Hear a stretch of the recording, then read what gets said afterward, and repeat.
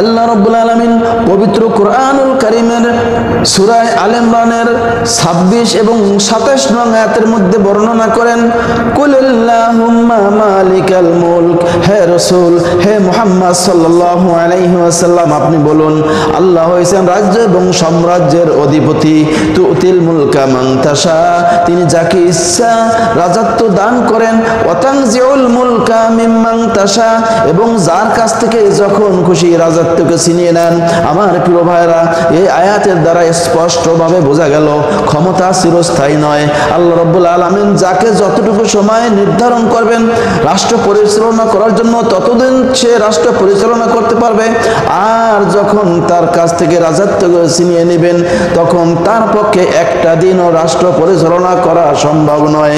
আল্লাহ তাআলা পরবর্তীতে বলেন, ওয়া তুইজ্জু মান তাশা, তিনি যাকে ইচ্ছা সম্মানিত করেন। ওয়া তুযিল্লু মান তাশা, এবং যাকে ইচ্ছা তিনি অপমানিত করেন।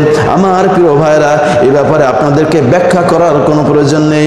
আপনারা দেখেছেন সর্বোচ্চ সম্মানের আসন থেকে নামিয়ে আল্লাহ রাব্বুল আলামিন কিভাবে তাদেরকে লাঞ্ছিত অপমানিত করে বের করে দেন, সেটা আপনারা বুঝতে পেরেছেন। আল্লাহ রাব্বুল আলামিন পরবর্তীতে বলেন, বিয়াদিকাল খায়র, সমস্ত কল্যাণ তার হাতে, অর্থাৎ সমস্ত কল্যাণ রয়েছে আল্লাহ রাব্বুল আলামিনের হাতে। ইন্নাকা আলা কুল্লি শাইইন কাদির, নিশ্চয়ই তিনি হয়েছেন সর্ব বিষয়ের উপর সর্বশক্তিমান। তুলিজুল লাইলা ফিন নাহার, তিনি রাতকে দিনের ভিতরে প্রবিষ্ট করেন। ওয়া তুলিজুন নাহারা ফিল লাইল, এবং দিনকে তিনি রাতের ভিতরে প্রবিষ্ট করেন। আমার প্রিয় ভাইরা, পর্দার অন্তরালের মা ও বোনেরা, রাত এবং দিনকে আল্লাহ রাব্বুল আলামিন কেন বানিয়েছেন, কার হুকুমে চলে? আল্লাহ রাব্বুল আলামিন পবিত্র কোরআনুল কারীমের 20 পারা সূরা কিসাস এর 71 থেকে 73 নং আয়াতের মধ্যে বলেন, কুল আরাইতুম ইন জাআলাল্লাহু আলাইকুমুল লাইলা সারমাদান ইলা ইয়াউমিল কিয়ামা, হে মুহাম্মদ সাল্লাল্লাহু আলাইহি ওয়াসাল্লাম, আপনি বলে দিন যে তোমরা কি লক্ষ্য করেছো না, তোমরা কি ভেবে দেখো না যে আমি যদি তোমাদেরকে রাতকে কিয়ামতের দিন পর্যন্ত স্থায়ী করে দিতাম। মান ইলাহুন গায়রুল্লাহ, তিনি ব্যতীত এমন কে আছে, ইয়াতিকুম বিদিয়া, যে তোমাদেরকে আলো এনে দিতে পারবে। আফালা তাসমাউন, এরপরও কি তোমরা শ্রবণ করবে না? হে মুহাম্মদ সাল্লাল্লাহু আলাইহি ওয়াসাল্লাম, আপনি আরো বলে দিন, কুল আরাইতুম ইন জাআলাল্লাহু আলাইকুমুন নাহারা সারমাদান ইলা ইয়াউমিল কিয়ামা, যে আমি যদি তোমাদেরকে দিনকে কিয়ামতের দিন পর্যন্ত স্থায়ী করে দিতাম। মান ইলাহুন গায়রুল্লাহ, আল্লাহ ব্যতীত এমন কে আছে, ইয়াতিকুম বিলাইল, যে তোমাদের কাছে রাত্র এনে দিবে। তাসকুনুনা ফি, যাতে করে তোমরা রাত্রে আরাম করতে পারো, ঘুমাইতে পারো। আফালা তুবসিরুন, এরপরও কি তোমরা বুঝবে না, অনুধাবন করবে না? আল্লাহ রাব্বুল আলামিন 73 নং আয়াতের মধ্যে বলেন, তারই অনুগ্রহে, তারই দয়ায় তিনি রাত এবং দিনকে বানিয়েছেন। কেন বানিয়েছেন? লিতাসকুনু ফি, যাতে করে তোমরা আরাম আয়েশ করতে পারো, রাত্রে যাতে ঘুমাতে পারো। ওয়ালিতাবতাগু মিন ফাদলি, এবং অন্বেষণ করতে পারো রিজিক, অর্থাৎ দিনের বেলা রিজিক অন্বেষণ করতে পারো। লাআল্লাকুম তাশকুরুন, এবং যাতে করে তার শুকরিয়া আদায় করতে পারো। আমার প্রিয় ভাইরা, পর্দার অন্তরালের মা ও বোনেরা, সূরা আলে ইমরানের 27 নং আয়াতের শেষের অংশে বলেন, ওয়া তুখরিজুল হাইয়া মিনাল মাইয়িতি ওয়া তুখরিজুল মাইয়াতা মিনাল হাই, তিনি জীবিত থেকে মৃত্যু করেন এবং মৃত্যু জিনিস থেকে পুনরায় জীবিত করেন। আমার প্রিয় ভাইরা, পর্দার অন্তরালের মা ও বোনেরা, এই আয়াত দ্বারা আমরা স্পষ্টভাবে বুঝতে পারলাম তিনি জীবিত থেকে মৃত্যু করেন, আবার মৃত্যু জিনিস থেকে সেটাকে পুনরায় আবার জীবিত করেন। এই বিষয়ে হযরতে ইব্রাহিম আলাইহিস সালাম একদিন আল্লাহ রাব্বুল আলামিনের কাছে প্রার্থনা করেছিলেন, তিনি বলেছিলেন ওয়াইজ ক্বালা ইব্রাহিম রাব্বি আরিনি তুহইল মাউতা, হে আমার রব, হে আমার মালিক, হে আমার প্রভু, আপনি আমাকে দেখান কিভাবে মৃত্যু জিনিস থেকে পুনরায় জীবিত করেন। ক্বালা আওয়ালাম তুমিন, তখন আল্লাহ রাব্বুল আলামিন বলেন, হে ইব্রাহিম, তুমি কি বিশ্বাস করো না আমি যে মৃত্যু থেকে পুনরায় জীবিত করতে পারি, তুমি কি তা বিশ্বাস করো না?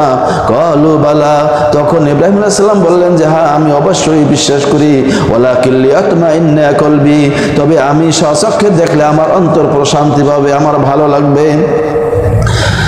ক্বালা, তখন আল্লাহ রাব্বুল আলামিন বলেন ফাখুয আরবাআতাম মিনাত তায়র, তাহলে তুমি 4টা পাখি ধরো, ফাসরহুন্না ইলাইকা সুম্মা জাআলা আলা কুল্লি জাবালিন মিনহুন্না জুজআ, এবং জবাই করার পরে একটু মাংসগুলি একত্র করে ফেলো এবং এক এক টুকরা মাংস এক একটা পাহাড়ের উপরে রেখে আসো। সুম্মা দুউহুন্না ইয়াতিনাকা সায়া, এরপর এক একটা পাখির নাম ধরে ডাক দাও, সে জীবিত হয়ে তোমার কাছে উপস্থিত হবে। আমার প্রিয় ভাইরা, পর্দার অন্তরালের মা ও বোনেরা, তখন হযরত ইব্রাহিম আলাইহিস সালাম একটি মোরগ, একটি কবুতর, একটি কাক এবং একটি ময়ূর, এই 4টা পাখি ধরলেন এবং পোষ মানলেন। পোষ মানার পরে 4টা পাখিকে জবাই করলেন। জবাই করার পরে সমস্ত মাংস একত্রিত করলেন এবং সেই মাংসগুলি এক একটা পাহাড়ের উপরে রেখে আসলেন এবং প্রত্যেকটা পাখির মাথা নিজের কাছে রেখে দিলেন।